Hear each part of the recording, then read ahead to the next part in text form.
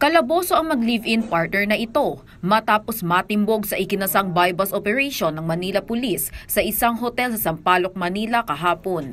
Tinatayang 13 milyong piso na halaga ng hinihinalang shabu ang nasamsa mula sa mga suspect. Sa unang tingin, nasa 5 maliliit na pakete lang nakasilid ang mga iligal na droga.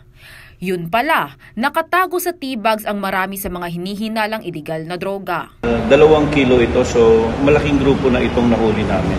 Dati nang naaresto at nakulong sa parehong kaso ang lalaking suspect na kinilalang si alias Saudi.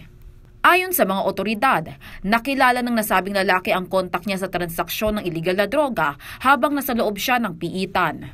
Habang kasama naman sa kumagat sa buy-bust operation ang live-in partner niya na kinilala namang si alias Lovely. Yes, at tinitingnan natin, hindi lang siya dito nagdi-distribute.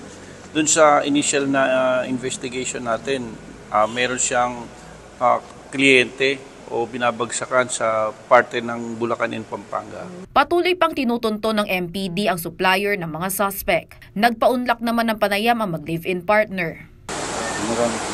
Wala, hindi po ako nagbebenta, hindi ko po alam po yun. Harapon tanggapin yung gano'n na hindi mo ginagawa. Bibintang po sa iyo. Haharapin nila ang reklamong paglabag sa Comprehensive Dangerous Drugs Act of 2002. Vel Custodio para sa Pambansang TV sa Bagong Pilipinas.